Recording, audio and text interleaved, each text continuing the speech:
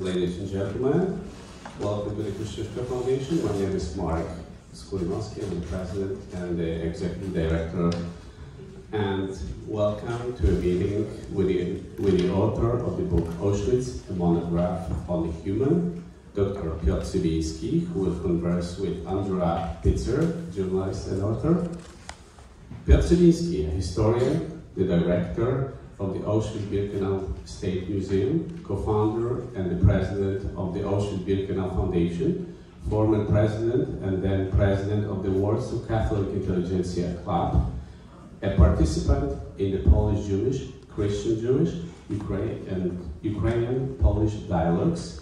Dr. Cywiński is a graduate of the Mark Bloch University in Strasbourg, the Catholic University of Lublin, and Institute of History of the Polish Academy of Science. Piotr, thank you for joining us. Andrea Pitzer is the author of One Long Night, a global history of concentration camps, which was named the best history book of 2017 by the Smithsonian Magazine. She's also the author of The Icebound, Shipwrecked, At the Edge of the World, and The Secret Story of the Vladimir Nabokov, named the best read of the 2013 by the Foreign Policy magazine. Andrea has written for the Washington Post, the New York Review of Books, Outside, GQ, Vox, Slate, and many other publications. Andrea, welcome at the Kosciuszko Foundation. And some kind,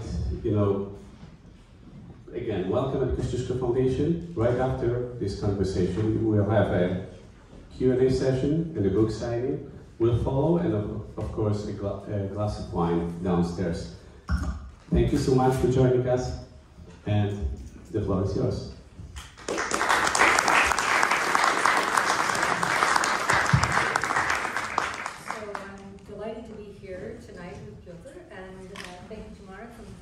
Is this working? You can hear me? Wonderful. Yes. Thank you to everyone at the Kosciuszko Foundation.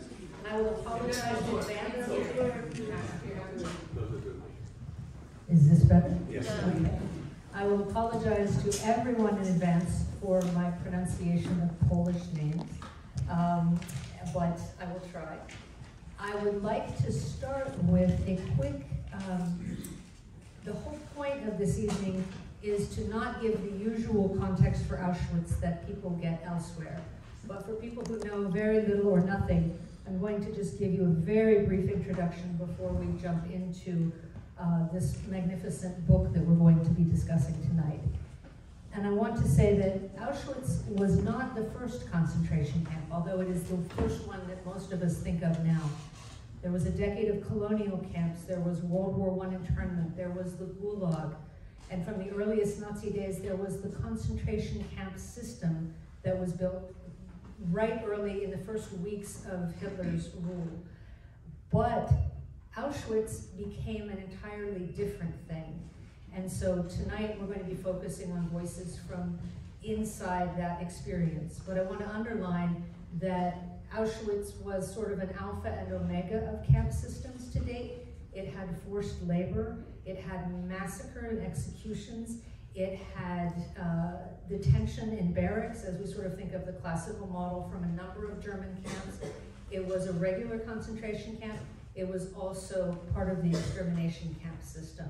And so even though it had these roots, it went into a place that no other place had gone before or since. And tonight we want to highlight the voices of the people who had been there. So I want to first open, before we get into the material in the book, can you talk a little bit about why you decided to write it and what your process was for writing? Good evening, everybody.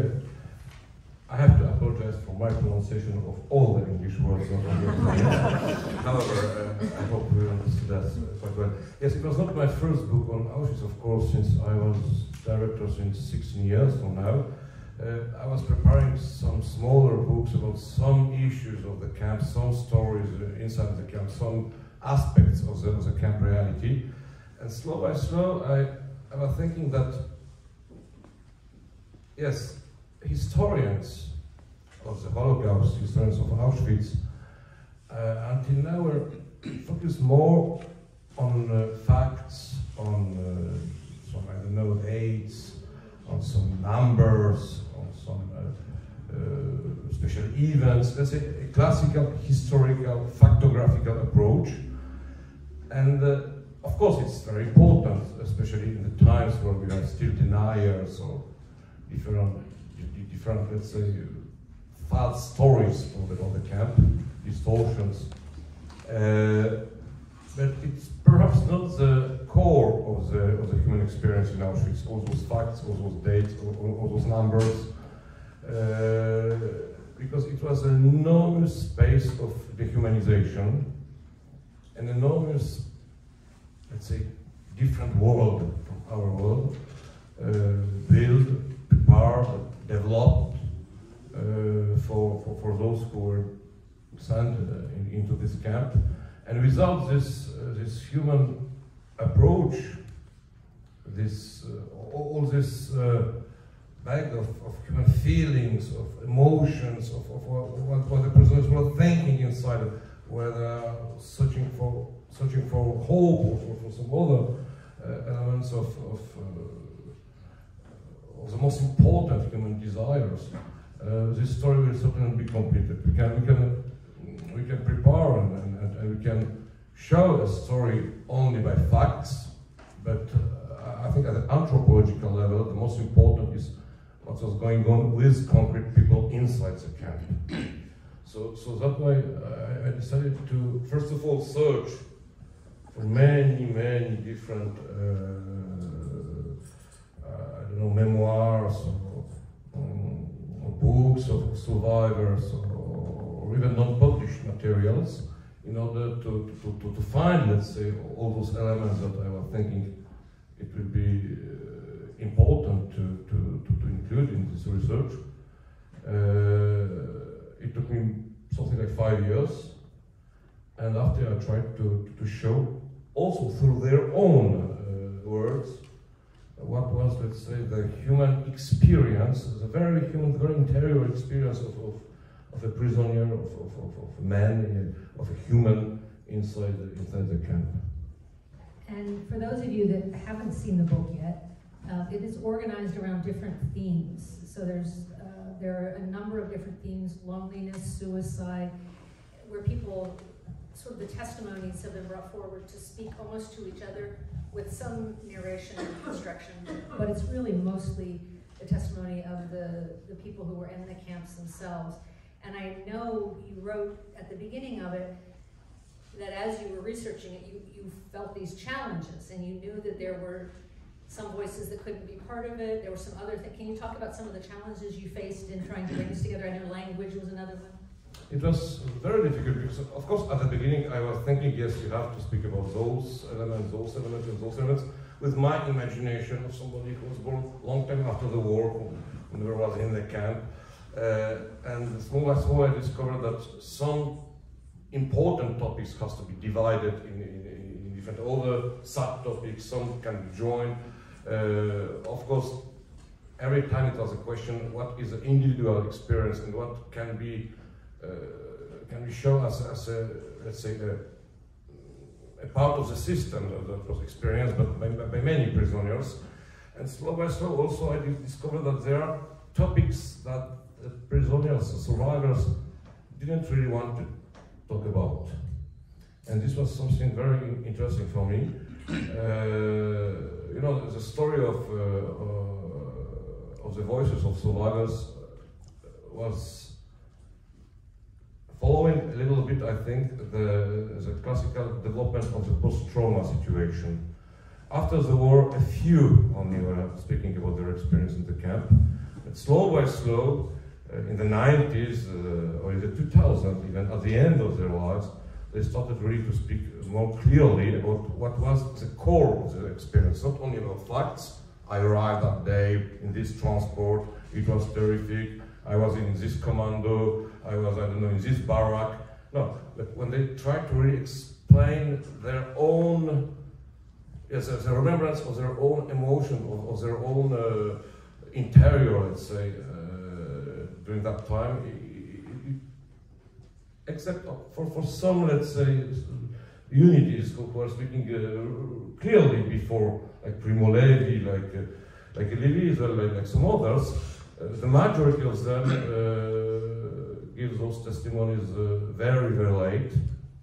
It was also a question in that situation if those testimonies are really tangible, because you can discover, a historian or Auschwitz can discover some errors of factography in some testimonies given 60 or 70 years after, something absolutely normal. But I was thinking that, yes, you can, in your remembrance, be sometimes wrong in some specific elements of the history that happened 60 years ago. It's very difficult to be wrong on your emotions, remembrance. So I really, yes, I took those emotional remarks as quite tangible, and I tried to compare the one with the others. And there are certainly topics that they didn't speak about, at least a lot. And I think one of the things that's lovely in the book, it makes it less simple, but I think in a wonderful way, is that you have, I wouldn't say contradictory testimonies, but people who had very different feelings and reactions to the same situation, who might say this was important and someone else would say this wasn't important to me. I think it's important to us as readers to realize that people had very different reactions. There were some unities, as you said, but there was also this diversity, and sometimes it was because that was earlier in the life of the camp or later, or sometimes it was just a human reaction. And to leave those testimonies in and let them sort of speak to each other, I think, is a real gift in the book. But I know for you, one of the concerns you had was that it is impossible to speak every relevant language to do this work. Can you talk about how you dealt with this issue? Yes, this is a story that historians of the Holocaust don't want to admit it very clearly. But no one historian of the Holocaust has worked on all the sources that is possible to find today in different institutions all around the world, because those sources are in, I don't know, 16, 17 or 18 languages. From Ladino through Yiddish, German, French, Greek, Hebrew, Polish, really all the languages of the occupied Europe, and nobody knows 16 or 17 languages at this level that you can work on those sources. For me, of course, my sources were in Polish, in English, in French. From time to time I use some German or some others. The major books were, of course, published in those languages, but many of the sources were never published. They are in archives, because not every survivor has a, let's say, a good style in order to be published. Not all testimonies were judged as enough relevant during decades from the public. Some of them were published only in 10 or 20 examples for the approach, their family. Some of them I get to work in Washington, in the United States Holocaust Memorial Museum to find them, because they were absolutely not present in Europe. And yes, you're right. It showed very, very clearly that Auschwitz was not one world, let's say, sociologically or from the cultural point of view, or from different other approaches. Taking apart those poor people who were directly after arrival killed. In Auschwitz, we've got 405,000 inmates, prisoners, and among them, you've got some Jewish people, Orthodox or non-Orthodox, from different countries, completely different situation from the cultural point of view. If you were Jews from, I don't know, Lithuania or Poland, or if you were from Italy and Greece. You get some Poles, also from very, very various, let's say, I don't know, political approach or social approach. You have people from villages, from grand cities, people from Amsterdam, from Paris, or from some huge cities in the Western Europe. You've got some Roma and Sinti, so-called gypsies in the camp. You've got some soldiers or the Soviet Union. So it was really an entire world, but at the same place. So of course, their, let's say, capacity to adapt, the capacity to imagine their situation, to confront their imagination with what they saw, what they suffered in Auschwitz, is completely different from time to time. That's why I wanted also to show, let's say, this, yes, a sort of internal dialogue between all those experiences or all those approach, human approach, from so many different places. Yeah. And I think that the one thing that seems to be, in my experience and research, but also from this book, almost universal, is this sense that once they arrived, however they came and whatever happened to them after they arrived, they had entered a completely different universe. And I want to make sure that we address that tonight. You mentioned it several times in the book, but this experience, and I'm hoping you can speak a little to the experience of entering a different world on arrival at Auschwitz. This is extremely important, and I think that this was maybe the main reason why so many survivors started to speak about Auschwitz so late.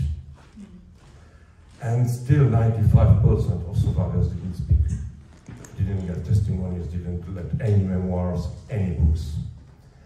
I think that they were afraid that using our worlds, from our world, it will be, let's say, not, it will never give, let's say, the reality of the camp.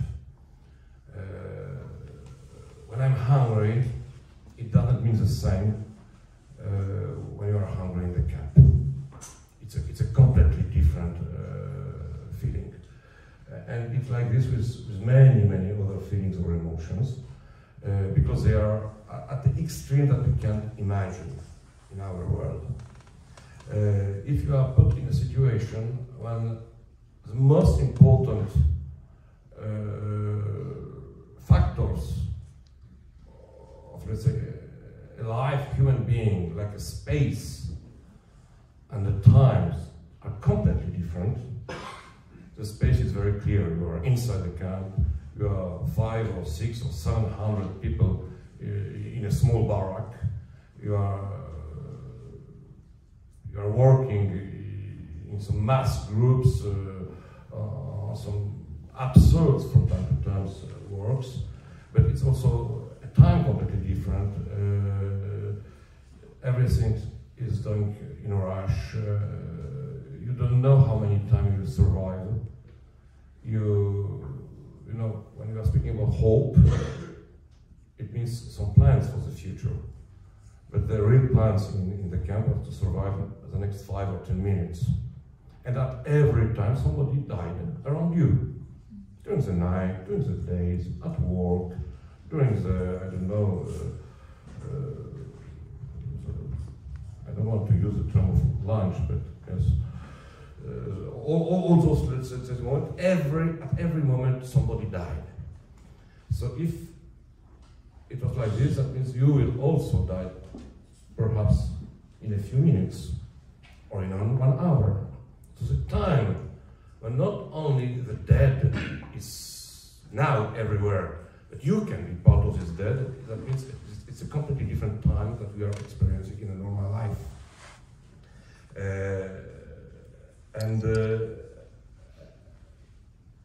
This is one very good example. At the beginning, I was thinking that I will speak about the dead at the end of the book. It's normal, you know, in our imagination of our time. The starting point, birth, or something like this, some elements, some development of the situation, and at the end, we arrive at the death.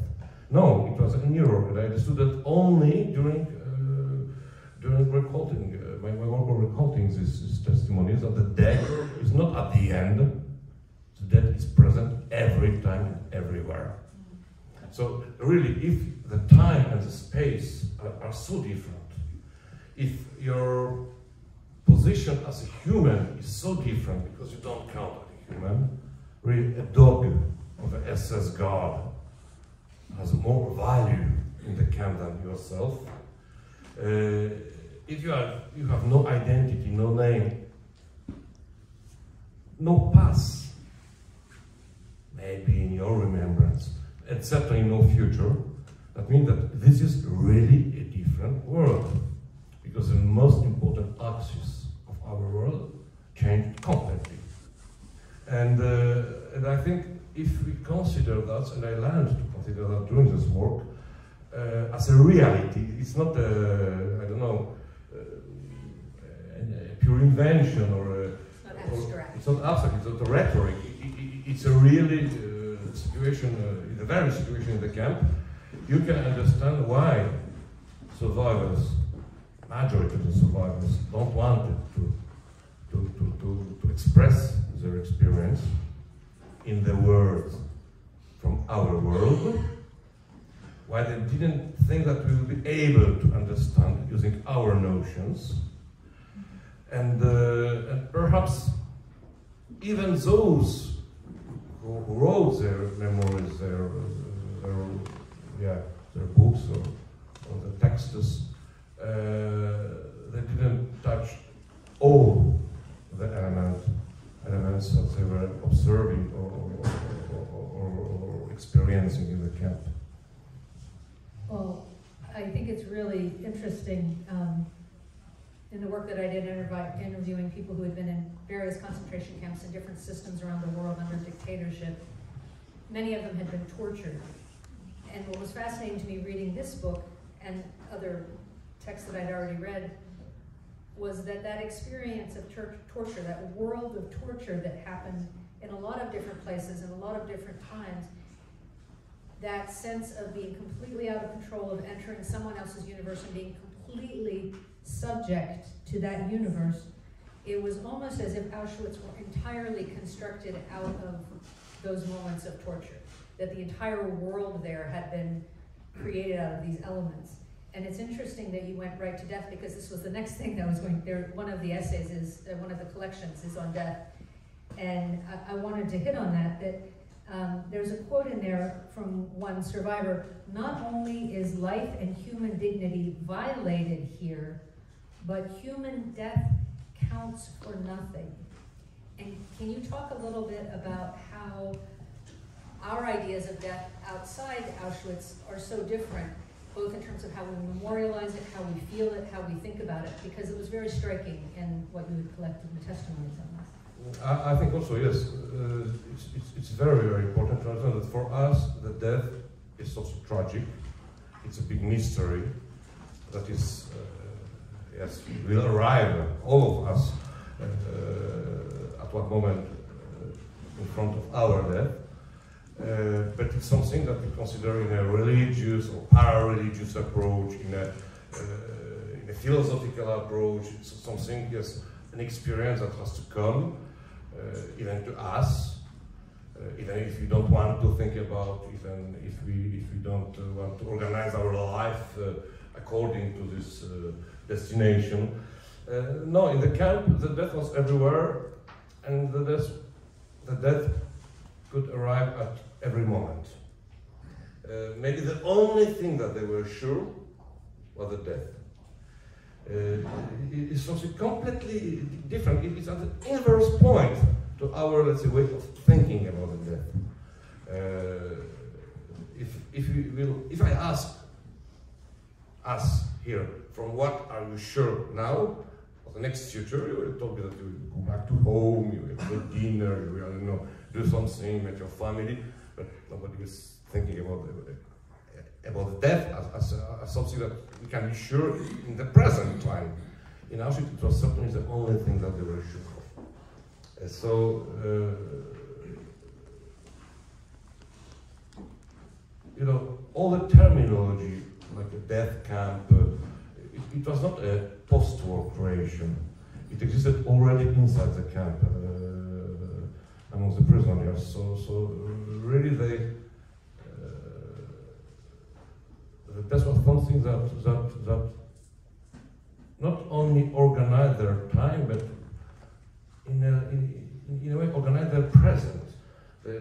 seconds. You never knew if one day you're gonna have to sleep close to another prisoner, if you will find himself alive in the morning. At every time they said, okay, so goodbye, see you. It's another quotation. They were thinking that perhaps, or even probably, is the last time we see each other. Because if you are not working in the same commando, you probably see us, I don't know, at the end of the week, they've got some free time, Sunday afternoon, so maybe at that moment it will be possible, theoretically, to see us, but will I be alive until the next Sunday? It's certainly less probable than my death, and he also. So why I'm speaking about a time and a space completely in opposition to all our experience. And I think it's important to sort of add to that in the book it becomes clear that it is from the moment of arrival. So it isn't just those who are selected, it is at roll call. It is some people simply do not wake up in the morning. It is people who are executed during the day. It is people collapsing in the middle of the camp. So death becomes a present thing, a tangible thing from arrival in the camp. And so I thought that was kind of a really profound revelation there. I also want you to talk a little bit about another theme that you touch on, which is decency. And I picked out a quote from another testimony to sort of send you off to your thinking about it. And it says, among Auschwitz prisoners who wrote their memoirs, and this is, again, a survivor saying this is not Piotr, this is a survivor. Among Auschwitz prisoners who wrote their memoirs, none of them claims the camp ennobled people. And I think this is a really extraordinary thing because it is woven into a lot of fabric of society before and after Auschwitz, that suffering brings a kind of nobility, right? That there is something inherent in suffering that makes us purer or better. And I think it's important that that is not what is reflected in these testimonies. Yes, this perspective is present in a very clear majority of testimonies. And for those that are not speaking about that question, you can find only a silence, nobody will oppose it. I think, yeah, I knew many of survivors, of course, a lot of them are not with us now, but at least if somebody did not do anything really bad to some other prisoner, they all got a feeling to not did enough to save somebody else, because they did not have enough tools and enough possibilities to help each others. And from that point of view, let's say that the remembrance that they got was also very, very difficult to be transmitted to those generations who were not in the camp. Because inside, let's say, the camp society, very quickly was created and developed by themselves a sort of morality of the camp. There were things that were absolutely prohibited, like take some piece of bread, one from the other, like stole, I don't know, some small tools that one can organize for himself, and some other things that we can judge very severally now in our world. That was absolutely normal in this situation. That was considered that a normal way if you want to survive at Auschwitz. So also, let's say, all what we consider as a moral system in our societies was completely different when it was recreated inside the camp by those who were in the camp. I think it was also a factor of incapacity to speak about Auschwitz for many of survivors, because they get too much to justify themselves, and they don't want to justify themselves, because they knew that their choices inside the camp, today's choices, I do not speak about grammatical choices, but that the today's choices were the condition of, to survive, to have some 1 or 2 or 3 days more to stay alive.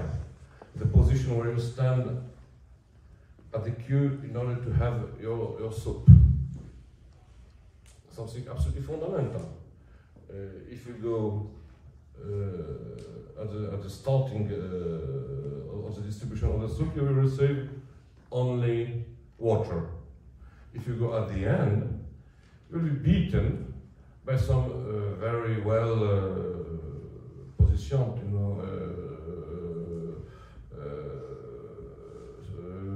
prisoners, some capo or some people from blocks, because they know that at the end you can find some potatoes or something more, so they want to be at the end. So it will be very dangerous. You have to find your own position, not too quickly and not too late, but that means you will take this place to some other prisoners also. And every choice you did, that means somebody else did not, was not in the capacity to make this choice. I remember one of those prisoners said one day that for him, he was a 19 or 18 years old boy when he arrived at the camp, but for him the most dramatic moment was when they were staying like 5,000 young men in one place, 5,000 young men surrounded by 20 or 30 SS guards, and some of those SS guards was beaten to death, one of those prisoners. And nobody moved, of course, because the guards got machine guns. But for him, it was the worst experience in his life, who marked him for the entire life. How 5,000 young men can stay and just look when somebody is killed, brutally killed, by a few SS. So yes, all those experiences, let's say, created a world when the decency or the morality at different level were absolutely something that you cannot even compare to a normal time, to a normal situation, to a normal world, even if you have to remember that those people were coming from a war. So they saw already atrocities. Some of them, many of them were coming from ghettos. They saw atrocities in ghettos. But what they experienced in Auschwitz was something really, really more. And so you addressed some of the everyday things that we wouldn't think of as questions of decency at all, but which became really critical in Auschwitz for people who had to go through it. And then on the very dramatic end, not so much the mundane side, but the most dramatic example we can think of, perhaps, of the Southern Commando. And these people who were drafted into being active participants in the murder of prisoners at Auschwitz. And I think the way that we may be inclined to judge them is, from this world that we're in, is very different than their existence inside that world. And I wonder if you could talk about sort of the view of them and decency and how we might think of them differently. It's perhaps the most tragic history in the camp, the story of the Southern Commando. There were, in general, young people, young men, taken from different transports and put in the work around the gas chambers and the crematoria. They have to burn corpse. They have to let's say, make all this machine was functioning. Many of them were, in a clear majority, they were Jews, and many of them were coming from Orthodox families. When the cremation of a corpse was something that you can't imagine. It was something absolutely impossible to really imagine. And after the war, during decades, they were considered as maybe not perpetrators, but collaborators of perpetrators. That means that except 2 or 3, like Shlomo Venezia or Philip Müller, the majority of them were silent issues until the second half of the 90s, I think, when they started to speak about their experience. That was certainly the most tragic experience you can imagine. Of course, they can refuse, but what is the sense to refuse this war? They will be immediately killed, and somebody else will take on their place. So there's nothing, let's say, positive in this apparently courageous, but in fact insignificant from the history, from the point of view of the history of the Holocaust role. But what is, I think, the most interesting, and that is very, very clearly resurging from those testimonies, that we are all thinking very proud of our culture, our education, our sense of values. We feel like really prepared to affront some difficulties. All those people also certainly were thinking like this, but a few days was enough. When I'm speaking a few days, 5 days, 1 week, at least 10 days, to change a person who arrived from a normal world to a person completely, let's say, acting according to the camp rules, thinking in a different way, approaching the other humans in a different way, considering himself as a completely different person. I will give just one example. The majority of women who arrived at the camp were Orthodox women. Even if they were not Jewish, they were Polish women, they were religious women, let's say, in the sense of their own approach, cultural or ethical approach of the human person, of themselves. And the first time, when they arrive, they have to be completely nude. And some prisoners, male prisoners, has to cut their hairs, not only on the head, but everywhere. For them, it was a shock that the youngest visitors today cannot imagine, because the nudity is everywhere around us. At that time, certainly not. It was a shock that many of them were never, let's say, re-established after, from a mental point of view. But if 2 weeks after there was, I don't know, the lousing of a barrack, all the same women got to go out of the barrack, because nude again, because all the barrack and all the clothes was the dousing. And there was no shock at all. No one is speaking about shock at this moment, 2 weeks after. You know, something so, you know, close to your self-dignity, to the imagination of yourself, to your, you know, changed completely during, yes, 1 week or 2 weeks. It was like this with nearly all the parameters of our self-consideration as human. This is just another example of the world was just a completely different existence, and was constructed to be a completely different existence than they had experienced before. On another theme that I think we might think of quite differently than the survivors whose voices we hear in the book, is this idea of sacrifice. And I want to speak specifically about Father Kobe, because many people have heard about this story. And he was canonized later. But here's what one of the survivors said about that, which is, I must stress that what happened, his trading his life for someone else, I must stress that what impressed us was not that he gave up his life for someone else, for life wasn't worth much in the camp. We were impressed that in front of so many SS men and prisoner functionaries, he had broken discipline and dared to step out of rank. And so if you could just talk a little bit about different notions of sacrifice, and some of the things we might think of as admirable in sacrifice, some of the people here thought they were selfish actions. So if you could talk a little about this notion, it's quite different than what we might think. It's a very important quotation because I heard in many memoirs some remarks like this.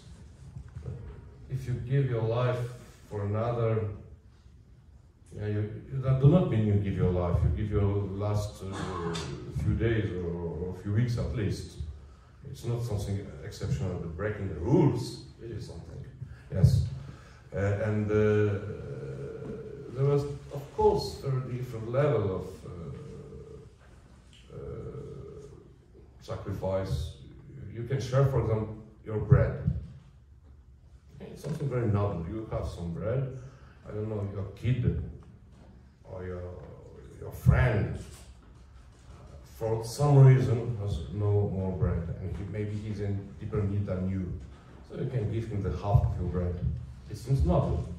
But what was the remark of the prisoners? Oh, look at him, he is starting to share his bread.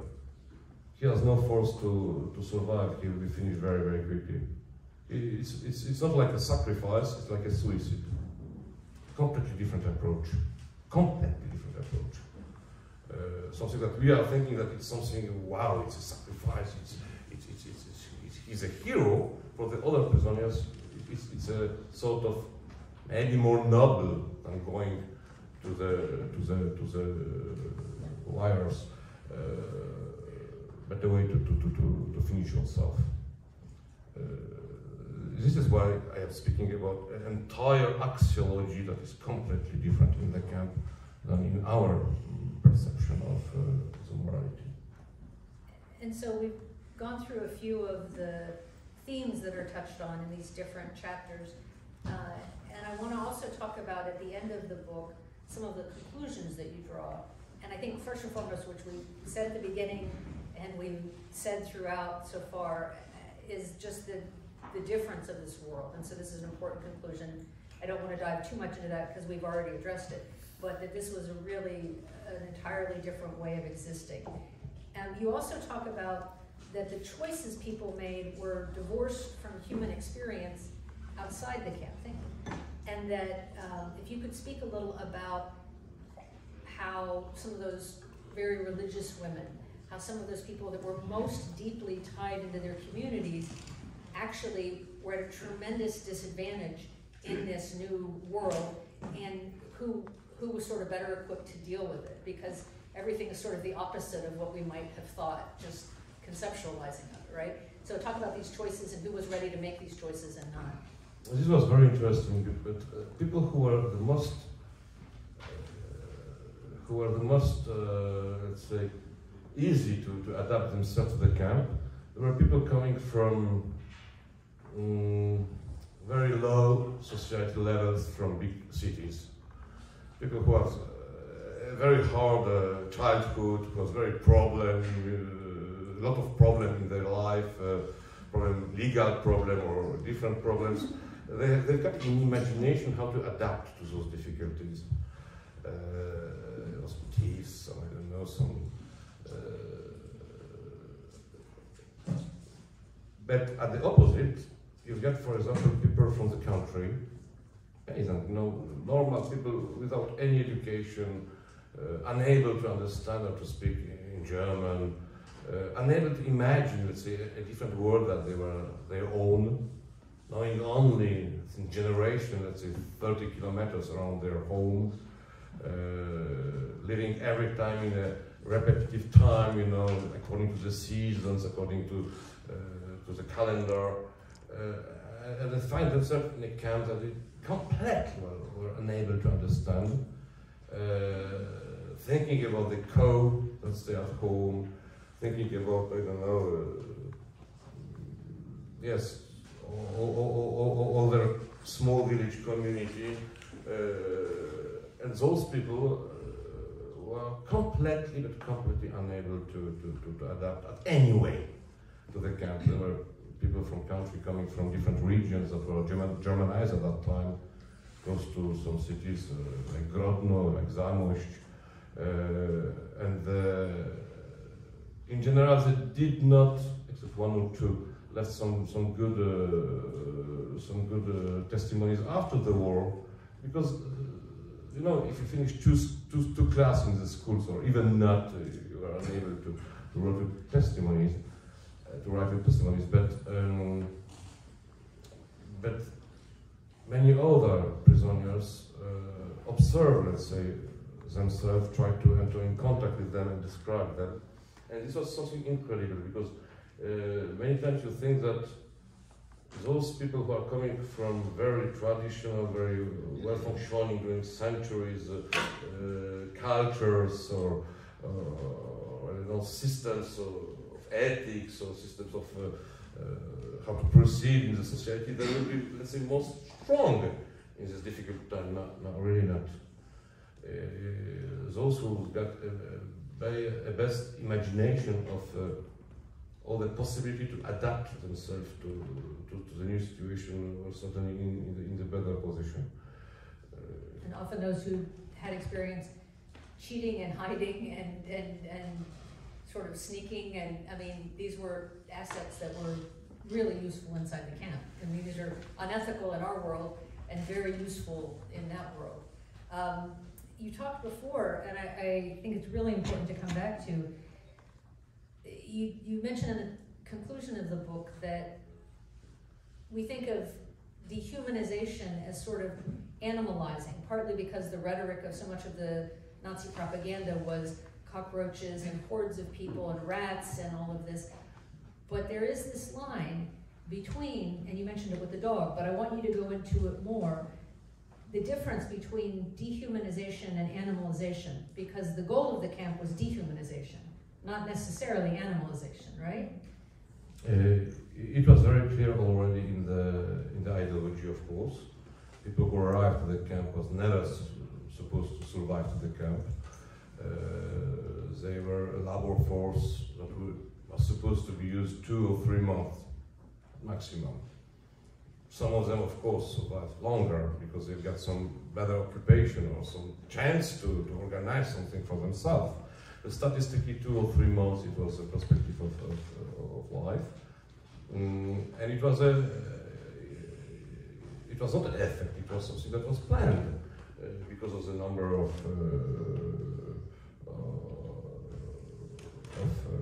what they received to eat, let's say, and the work that they did. It was very clear that 2 or 3 months is enough. So if you have no future, you have no name, you don't know who you are,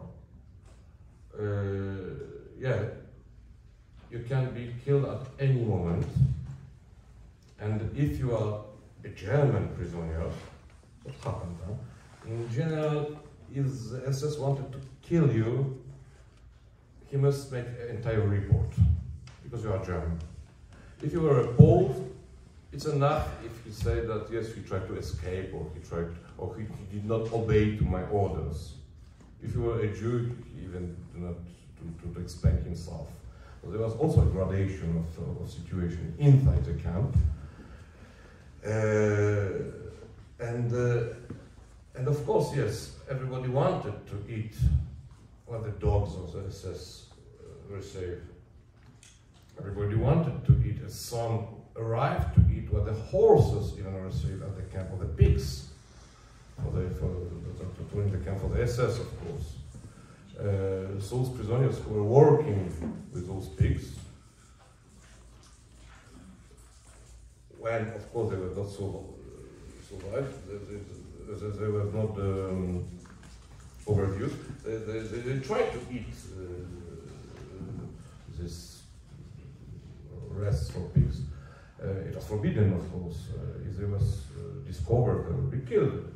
But yes, what that means? If you take the food to the pigs, you can be killed for that. What is your place? Who are you?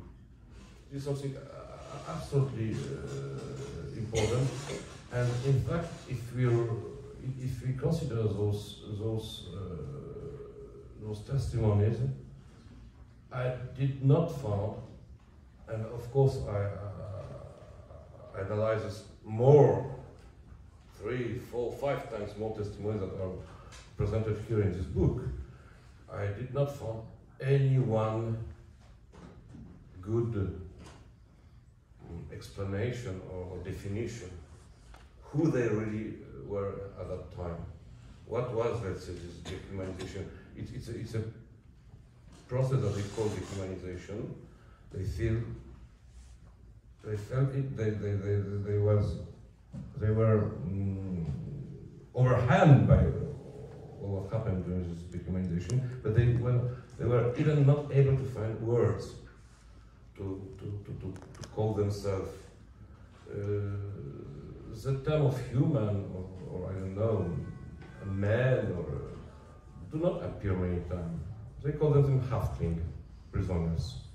And even after the war, I saw many of them speaking together and speaking about Haftling.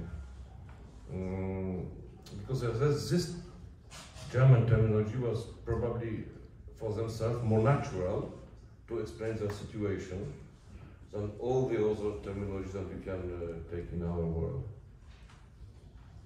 Oh, in my own research, I found that listening to testimonies, again, across more than 100 years in many different countries, the original aim of the camps was to sort of remove people from society, from normal society. And then the secondary level was to put them into this bureaucracy, make them a number, reduce them as people in some way. It isn't until we get to Auschwitz that there is actually this sense, I think, of the complete erasure. So you're reduced to nothing. So again, it's not even an animal status. Sometimes the animals are quite a bit higher. But it isn't also just subhuman. It is somehow the erasure of a self.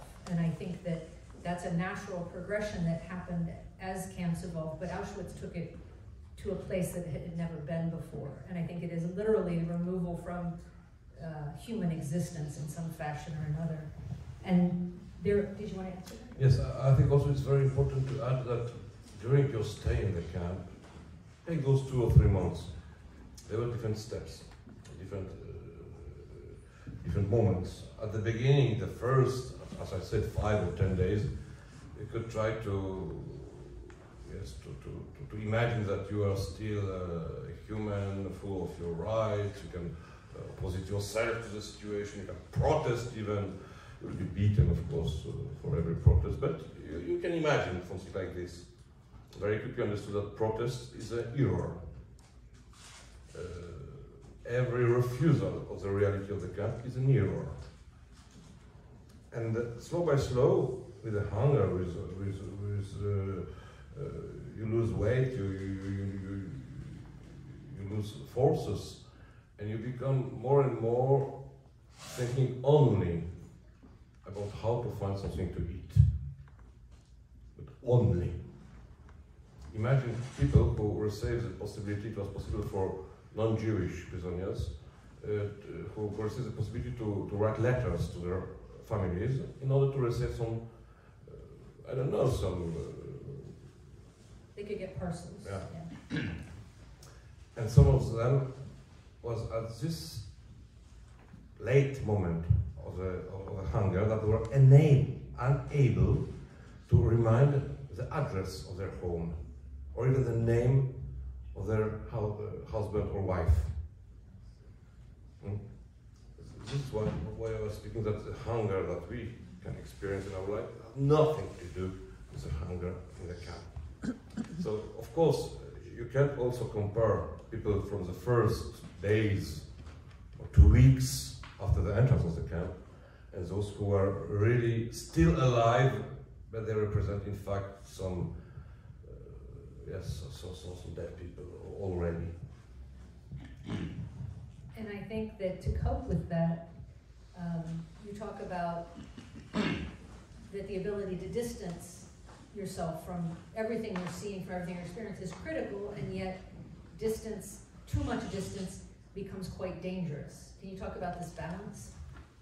Yes, of course, everything goes on at the same time, at the same place. You see everything at the same moment. You hear everything at the same moment. Some people want to take some distance. During the night, for example, to dream about something or to think about something else. But it was very, very dangerous, in fact, in you try to escape through your imagination or through dreams, or because, yes, at least after the night, and even quicker, he will be, let's say, replaced inside the camp.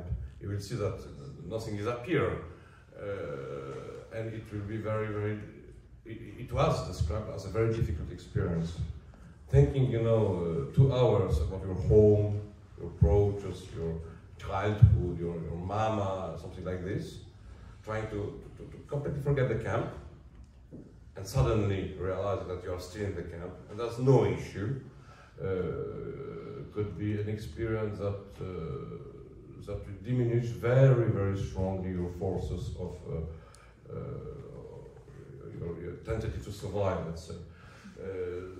So some of, let's say, older prisoners tell to the younger not to rush too much in those directions of dreams, of nostalgia, because it will not change their reality, but it will create another reality, and you get to fight on the distance between the both. They had to stay present to survive in this world that they had come to. You have really to think about the now and the here, if you want to have a now and here 5 minutes later.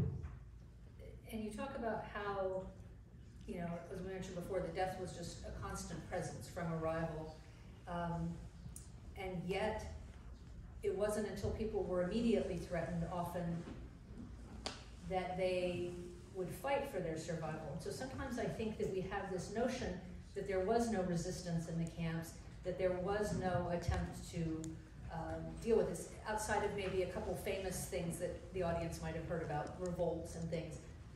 But you have a whole essay, a whole chapter in this book about different survival strategies and resistance. Can you talk about this broader idea than maybe people are thinking of, survival and resistance? Of course, the biggest, let's say, act of resistance or actions, or paramilitary even actions, were organized in death camps only when there was no hope. It's not for nothing that Halina Virenbaum, one of the survivors, published a book, Hope is the Last to Die.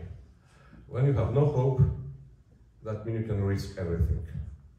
Look at the history of Treblinka, or Sobibor, or the revolt of Southern Commando in Auschwitz. It was at the last moment when they were thinking that the new transport will not arrive, so we will be the next to be killed. This was the moment when those big military actions started. Of course, everybody was searching for some individual actions of resistance, and the main resistance was to try not to kill yourself by working. They called that work with your eyes. That means look around you, and when the SS approach, at that moment try to work hard, not every time. If not, you will not survive. You will not find enough calories in your world of prisoner. So try to spend not too much calories. This was the first step, not work too much. The second was try to find a better commando. Very, very difficult. You have to pay to find a better commando. So you have to organize something that has a value. Bread, cigarettes, some other things. Try to organize yourself some possibility to have more food. Some of them were able to speak German, so they can translate some things to the other prisoners, or they can write letters, official letters for the outside world. It was, of course, obliged to be written in German because of the security of the camp. But yes, if somebody helped somebody else because he knew German, he can receive some bread or some soup or something more from that prisoner. So let's say the resistance, you can really consider from time to time as something organized, but also something very, very individual. And sometimes that means what I said before, some way to resist, even if it does not help really the other prisoners. Because yes, you are organizing yourself, and there will be no more bread in the camp that day. So if you are working at the kitchen and you are able to organize for yourself some more part of the bread, that means that less bread will arrive to the camp, to the other prisoners. This logic was arithmetical logic, in fact. That's why for some of them after the war it was very, very painful and difficult to speak about those issues. When your own right to resistance stop and the right of survival of the other start. So your own resistance is somebody else's death potential? It can be like this, and it was like this, yes. But not because of the, let's say, moral aptitude of those prisoners, but because of the system that organized a life in those conditions and obliged you, in fact, to take your human choices in those conditions.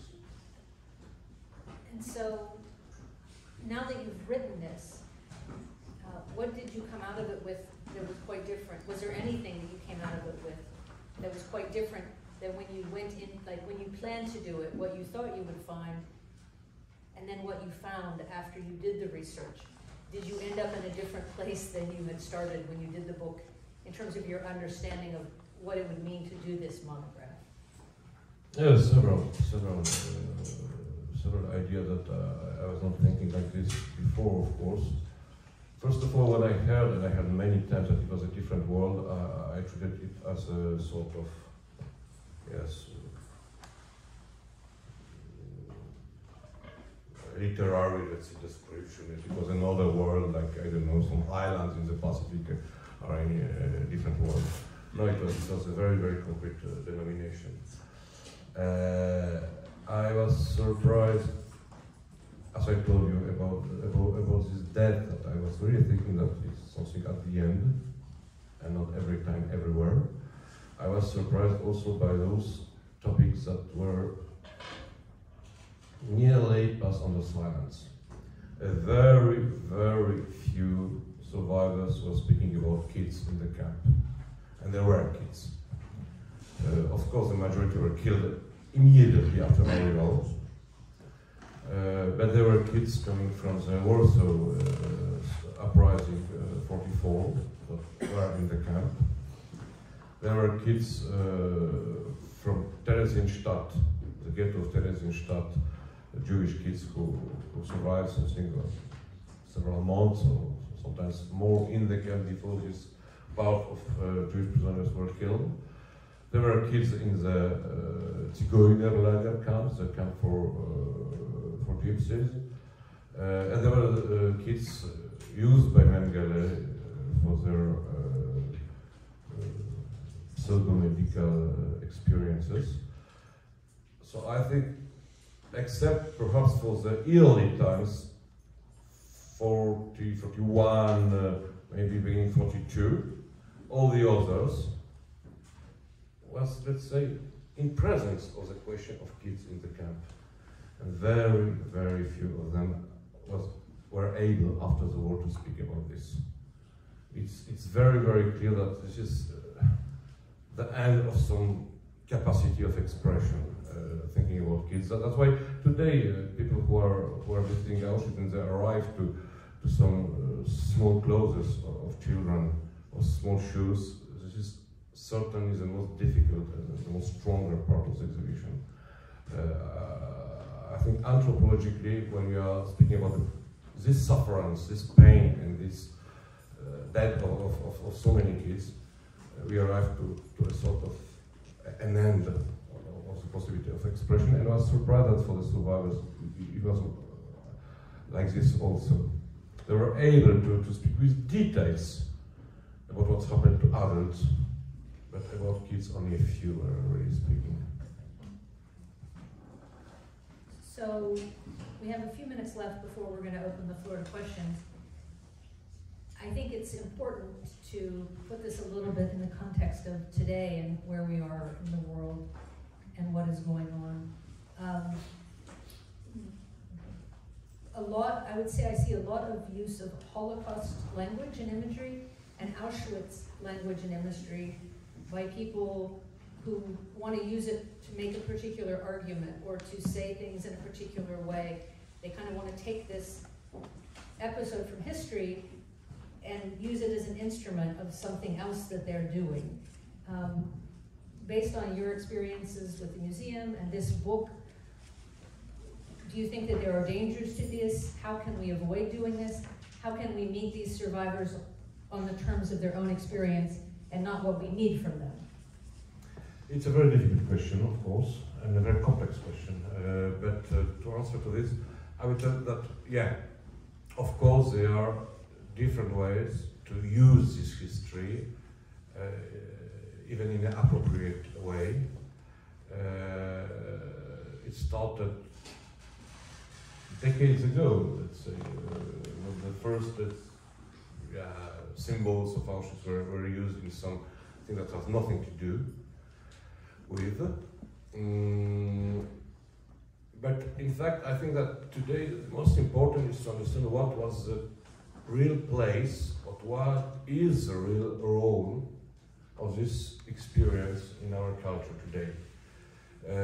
If we consider that it was one moment of the history explained in a line of facts, I don't know if it will be relevant for a longer time that it should to all of us. What is the relevance of the war of Napoleon Bonaparte for us now today? What kind of, I don't know, important message we can find in the war of Napoleon Bonaparte? I don't know, really, I'm a historian, I don't know. So I think that we have to understand that if the world was trying really to change after this war, I don't know, the creation of small, step by step, by the European Union, United Nations, all the international treaties, all the human rights notions, genocide notions even after Lemkin, ecumenical, let's say, dialogue between the church and religious communities. It's the same, like the creation of some political union, but in a different world. No, it was because this was a central experience of dehumanization, because this was something absolutely different of all the other tragedies before the war, because it was a turning point of the history of at least Europe, if not world. And this is a different position than one of the event in a never-ending line of events. But it was very, very difficult to explain that to especially the new generations in the last few decades. However, now I think it becomes more and more relevant because the world is changing extremely quick. Every decade it is go further. You can't imagine what will be in one decade, as well as you cannot imagine that there will be a terrific war in the Eastern Europe 2 years ago. Nobody will imagine that we'll see what we are seeing now in Ukraine. Nobody was thinking, I don't know, 2 decades ago that we will see camps of concentration for Uyghurs in China or for Rohingya, all those things that we are observing now. And everything is changing. The communication is changing, the social reality is changing, even this special, connection between individuals and their roots, their local roots, the place where they're coming from, their family is changing so quickly that we don't know really what will be our civilization in 20 years or 25 years, I mean in one generation. And since this acceleration was starting very, very quickly in the 21st century, I have the impression that many educators, many commentators, many politicians, many teachers are coming and asking more and more questions about Auschwitz, because they have this impression that was probably not so present in the decades of the 20th century, that it's not only perhaps a turning point, but also a very important, a crucial repairing point. No. Point of reference. Point of reference in order to analyze our world today and the evolution of this world. Certainly, now I receive more questions like this than I received 15 years ago. Certainly, it's very, very clear. People in those changes, when nobody knows where it will go, need some points of reference, and Auschwitz, the Holocaust, tragedy of the Second World War, this dehumanization is certainly a very bad, a very dark, a very awful point of reference, but a very, let's say, clear one. And what do you hope that this book could tell the people that have those questions about how to think about what you and I discussed earlier, this post-war situation of today? It's not 1950, you know, it's not asylum is on the rise, human rights law is on the rise. Those things are being rolled back. And so what is the answer that this book has to the people that are coming to you with these questions? As I told, facts can be forgotten, facts or dates can be, I don't know, changed or, I don't know, remembered in a different way. Not the human feelings. And it's a very important, maybe my most important input in the reflection of the Rembrandts, that the Rembrandts is not about only facts, it's perhaps at the same importance or even more important as a human experience. A human experience, let's say, in the interior, in the way of thinking, in the way of feeling, in the way of trying to react against dehumanization. And this is a new approach of this book. If I compare it to many other monographs of not only about Auschwitz, but on the system of camp or the system of all different way of dehumanization in different systems. And I think we have to really not only protect but rediscover this human approach of the history, especially in those times of sufferances like Auschwitz. Well, before I open the floor up to questions, so start thinking about the questions that you'll have. I just want to say that normally as a journalist, and sometimes I'm in a role of an educator, my goal is to come in and have an audience or a group of students or whomever have a much clearer idea of a phenomenon when they leave than when they came in. But I was realizing tonight that I actually want the opposite for tonight, because everybody who would grow up in the States or in Europe has an idea already of what Auschwitz was and is. And I think the reality is almost always more complicated and more complex and more profound in some way than what you're already thinking about. So I hope that my wish for you tonight when you leave would be that you're thinking about it in some more confounded and complicated and maybe more confused way than when you walked in. And so hopefully the book will give you, grist to ponder that. But you can ask some of your immediate questions now if you would like for some clarity from Piotr or from myself. So if you have questions, please put a hand up. There's some people right behind here. So we have someone over there. 1 second. Perfect. So we can start with the second round here. We're on. Very brief question. From the frame of reference of the prisoners, of the survivors that you spoke to, what is the purpose of faith? It's a very, very difficult question. They were people who saved their about Christians or Jews. They were a clear minority, very clear minority. They were people who said that they find their faith in the camp. Those were unities, let's say, really, but they were.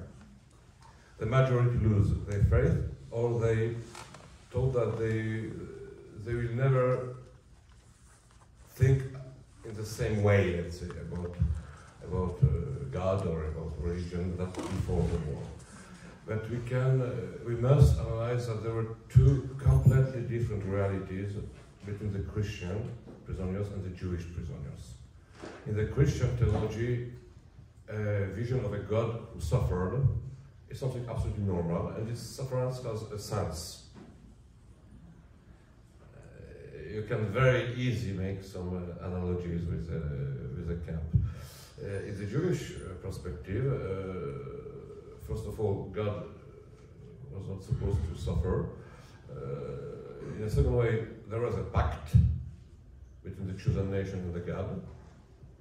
And for some reasons, the Red Sea did not open at the time of the Holocaust. So for many of them, even those who I was able to speak with them in the last 2 or 3 decades, they did not reject the existence of God, but the sense of the pact, yes. Not because they broke the pact, but apparently the pact is broken, however. You must understand that the majority of the very Orthodox Jews were killed very quickly in the Holocaust, because it was absolutely impossible to try to save somebody who was not speaking, I don't know, Hungarian, Polish, or Ukrainian, or something like this, who was speaking good only Yiddish, or sometimes Hebrew, who were completely different, with different, let's say, culture, or with different, I don't know, way to think about everything, let's say, around him, the kosher life and all that. So really, those who were the most religious were the most exposed to the death. And from that perspective, it's very, very difficult to consider that the pact between the chosen nation and the Hashem was still functioning at the time. So it's a really different approach even during generations after the war. For example, the religious Jews, Orthodox Jews, were not coming to visit Auschwitz during long decades. Since maybe, I don't know, 10 or 15 years, we see some groups who arrive regularly. But during a long time, they were not coming because it was a problem. It was a theological problem, a problem of understanding of the relation between the nation and the God that do not appear necessarily in the Christian world.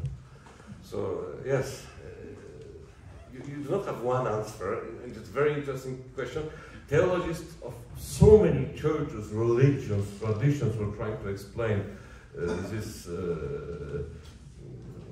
silence, let's say, of the God during the Holocaust, and no one gave any one answer that could be acceptable or understandable by the others. And we are 3 or 4 generations after.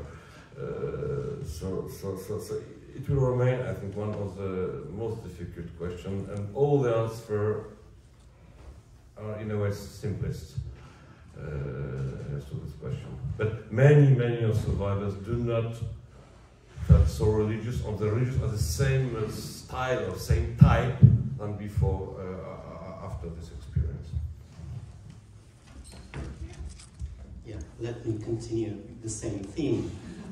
There is our famous book by Jürgen Moltmann, the Lutheran theologian, Theology After Auschwitz, written in the 60s. Do you think this approach is still relevant, or you would sort of think of kind of elaborating more about that? I am not a theologian, so I'm a very bad person to comment this. I've got this book maybe 10 or 12 years in my hands, so I'm not prepared to read in discussion with a theologian historian. But let me tell that under the same title, or some very close titles, there were several, maybe dozens of books published after these books. So that means that the discussion is very far to be closed. But you have to. This is a discussion between theologians. I'm not perhaps the best person to try this.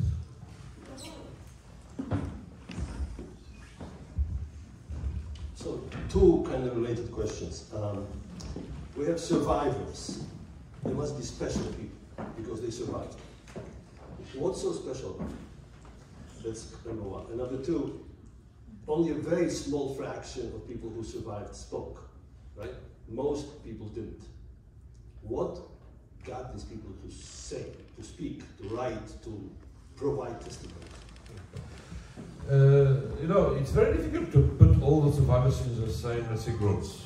Those who arrived in the camp after the last liquidation of the ghetto of Lodz, for example, in summer 44, or after the Warsaw Uprising, also in September 44, they got, in fact, 3-4 months to survive, including the march of the death, of course, and some other experience, but it was something completely different if you were arriving from the very warm Greece at the beginning of the winter in 43, for example. So the strategy of surviving and the way that you get to do were completely different. So really, I tried to show some of those ways in this book, but you cannot consider them as one only group when some I don't know, judgment or some remarks can be okay for everybody. There were those who were capo or chiefs of block during several months or years even, and they survived on the sufferance, on let's say the pain of the others. So really, there were completely different situations inside this world, and it depends a lot when you arrived, how long you were in the camp, which work did you have in the camp, if you were alone on with some approaches, if you were coming from, for example, if you were coming from Poland, from Czech Republic, from Slovakia, from Ukraine, and if you did not this era to write letters to your family, perhaps the Germans didn't know the address of your approaches. In this situation, you could thinking about an escape, because in the other situations, the approaches will be taken on your place in the camp. Escape was impossible.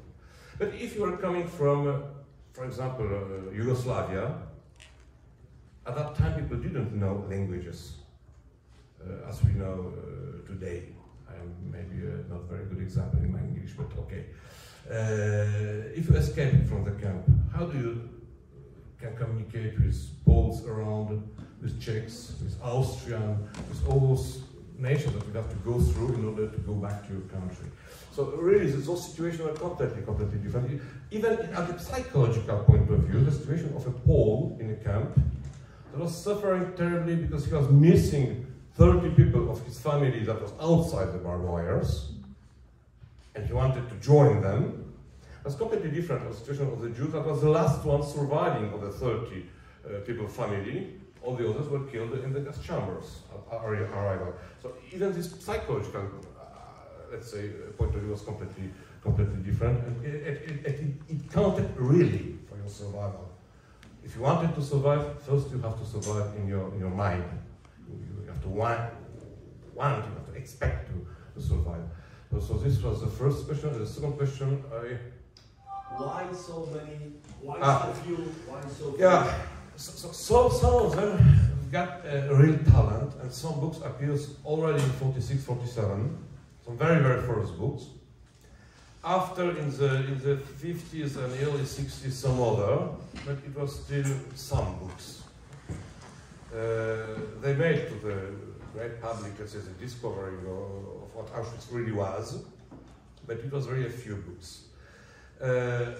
I think too, this is my opinion. I'm not a psychologist, as well as I'm not theologian, I'm not a psychologist, but I think there is a, if something terrific arrives to you, you are in a trauma situation and you need time to going out of this trauma. You have a time of the shock, you have a time of the silence, you protect yourself. Small by small you learn to speak about and to try to testify what's arrived. It can take decades. In their situation it was something like this also. And many times survivors, because they was thinking that the entire world do not understand them, they married to survivors, for example. And they don't want it that their kids were re-traumatized. Yeah. So they didn't speak with their kids about. Of course, it appears in those families because it was impossible to not speak at all, but they did not explain during a long narrative all what happened, all the meaning of that. But they started to speak with their grandchildren 40, 50, 60 years after. When the next generation were coming back and say, Granddad, Grandma, explain you how it was. We have this storyline in the school. That was not the reality 20 or 30 years after. It started in the late 80s in Europe, that it was really learned in schools after the film of Landsman. So yes, I think in the 90s, the majority of them who spoke were starting to speaking about. And when they were starting to speaking, yes, they were thinking, yes, I have to give some testimonies, I have to testify what's happened in order that the next generation understands something.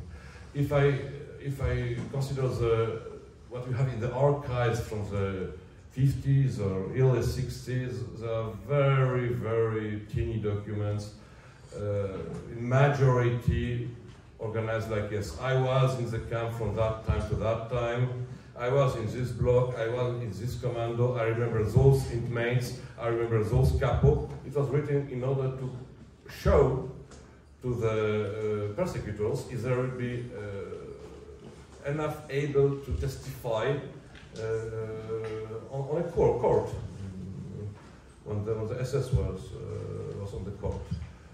Not to really give a global sense of their experience. It started really after, and as I told you, I think that 90% or even more did not testify, did not make any memoirs, any books, any texts. And I'll add one thing while we, raise your hand if you have a question, while she comes to find the next person. I will just add that I think one of the things the general public forgets today is that the enormity of the death camps and the Holocaust was such, it took many years to even frame the understanding that we have today of what happened. It was not understood in the immediate post-war time.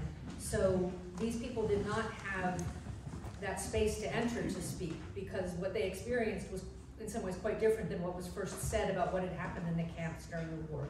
So that space, I think, was not necessarily as welcoming as it might be today for people to have a chance. And one more remark. The situation of somebody who was catched, for example, in 1940 in Warsaw, because he prepared some anti-Nazi, anti-German action. He was, I don't know, scout or something like this. Was completely different than somebody who was took from their house for nothing, was unable to tell why I am in this camp. It was very, very difficult to create a positive narrative after the war if you are taken from your house or from the street for nothing and taken to the camp or from your village. If somebody was involved in some anti-German actions, it was different. He has to count with the risk, and he was able after to say, yes, I suffered a lot, it was inhuman, but I was fighting against something. So also this psychological difference was very, very huge in the post-war narrative. Hi, I'm curious if you were able to use any sources from the time of the camp versus survivors afterwards, and if there were any differences in the emotions between those who maybe wrote something and did not survive versus those that reflected on it decades later. I used in a very, very few moments some illegal sentence written in the camp.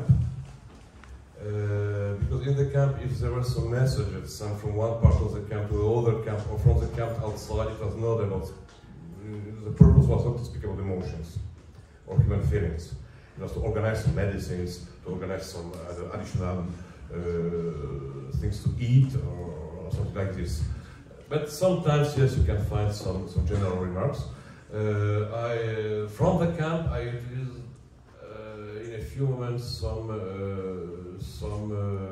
testimonies of the Southern Commando, those who are working by gas chambers and crematoria.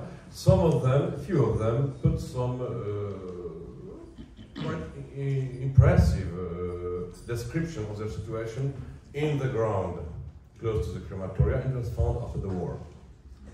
Those are terrific descriptions, really, because, you know, if 12 hours you are working, burning people, and after you have 12 hours, you can, in 1, 2, or 3 hours, describe what you were just doing.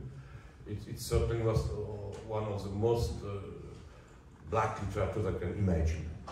It's also very, very difficult, but yes, in this kind of testimonies, I found some very important things related to the Southern Commando, and it was very interesting because it was corresponding more or less with what they said, as I said, very, very long time after, in the late 90s. It was one of this reason, what I was thinking, that you can forget facts, you cannot forget what you feel in that time. So this will be our last question, but don't forget we will have time after and there'll be book signing, so you can follow up with more questions. But there in the back, we'll have that as, you'll be the last. Hi, I'm a daughter of a Polish Catholic survivor. He was interned in Auschwitz, August 1940. He survived 5 years in Auschwitz and Mauthausen. I guess my question is, from a Christian perspective, and Poland wanting perhaps to get past the entire war experience and the atrocities committed at that time, I'm just wondering how that would have impacted other survivors like my father who were Christian and therefore did not want to speak because no one wanted to hear about Christians and their suffering. He was one of the lucky ones that lived. So that's my question. The situation was a little bit in Poland, especially after *68, when there was a terrific lack of Jews in Poland, and the narrative in Poland was certainly more vehiculated by Christian prisoners, by Poles. I think maybe 90% of what was published in Poland was, at that time, testimonies of Poles. I knew some other people from those early transports, 7 or 8 people from Tarnów or from Warsaw. August, you said, I suppose it was Warsaw, big transports. And some of them survived, so there was 3-4 years in Auschwitz, and last time in Mauthausen or in Buchenwald, based in some other camps, Ravensbrück for women, but women arrived later in Auschwitz. But in fact, yes, when in Poland, especially after '68, the narrative was more organized by the Christian prisoners, mainly Poles, not only, but mainly. In the Western world, it was more organized by the Jewish survivors. It was a very, very clear difference between the two narratives, and it takes 2 generations. And I remember, you know, in the 90s, I was a young man, but I remember very well when the communism was finished. It was a possibility to travel to Poland, to visit finally Auschwitz, and the two community of remembrance met themselves at the same place, and they did not recognize themselves absolutely. like if we're speaking about some completely different history. There's a completely different symbols, words, approach. It created tensions. It created, emotions. It was a good thing that I was a director at that time, because I don't know if I would be able to manage this level of emotions. But small by small, it took time. It took even one generation, I think, until I don't know, 2010 or even sometimes more. Those different worlds not only accept themselves, but understand that yes, they're all, let's say, attached to the same story, to the same place. So it was really, really difficult, and at the same time, some new history arrived. In the late 90s, the genocide of the Roma and Sinti, so-called Gypsies, was discovered by the large public. Russia was started to speaking about the prisoner of wars, the Russian or the Soviets who were put in Auschwitz, not like a group of people who treated the Soviet Union because they were not fighting until the end, when they were took into a camp. It was like this since Stalin's time. So many different other stories appear in the same place, and I think we are in a good direction. We learn still to understand each other with all the others, let's say, stories. But yes, in the past sometimes it was absolutely difficult, but also because it was a too painful and too living story for many of them, and everybody understands that what's happened to me is certainly the most tragic that I can imagine. It's a normal way of thinking. So it took really time and generation to learn how to understand that it was a whole place of different stories or different German politics or SS politics toward different groups of humans. It's still a problem, especially in those countries who was not a very developed and centralized, let's say, program of history teaching in the schools. It's easier in France, or I don't know, in Poland, or in I don't know, some centralized country. So yes, this is this program for the schools for history.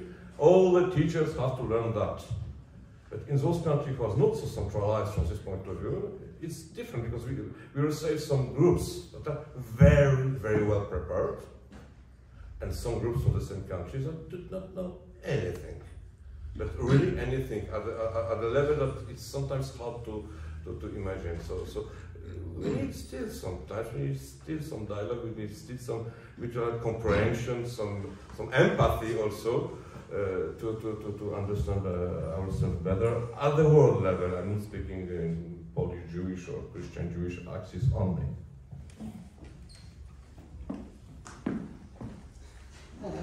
My name is Eva Zatvorna, and on behalf of the Foundation's president, I would like to thank our guest speakers, Dr. Piotr Cywiński and Ms. Andrea Pitzer, for this fantastic, wonderful presentation and the discussion, which I believe serves as an introduction and invitation to read this book and learn about all the messages it conveys and the stories it tells. And if anyone would like to read this book, signed by the author, there is now a good opportunity to do something about that. At the back of this room, you can acquire the book and then have it signed by the author. I also think that this discussion, as it was mentioned, serves as an invitation for the discussion to be continued. Therefore, we invite everyone downstairs for a glass of wine. And perhaps on the last note, for those of you who are here for the first time, just a brief information about this place. So this foundation is nearly a 100-year-old organization. It was established in 1925 to honor this man in this painting. It's Tadeusz Kosciuszko, a brilliant military engineer from Poland who decided to contribute his knowledge and skills in the efforts of American Revolutionary War. And his contributions were that great that they were recognized by George Washington and Thomas Jefferson, to name just a few. As for this foundation, we award grants, fellowships, and scholarships to both Polish and American students, scholars, scientists, professionals, and artists. And in addition to that, we also promote knowledge about Poland, about history of Poland, art, as you can see, and culture. We are a membership organization, therefore if you are a member, that's fantastic, thank you. If not, you are most welcome to join us as a member, and perhaps with this note, I would like to conclude, but I see. And I would like really to thank the Foundation for the possibility to have this evening here today. Andrea, of course, to help me to speak about these books. The people who helped for the English version, who are also present with us, I would like to thank. But first of all, I would like to thank all the people that wanted to spend this event with this book and with us. And thank you for coming.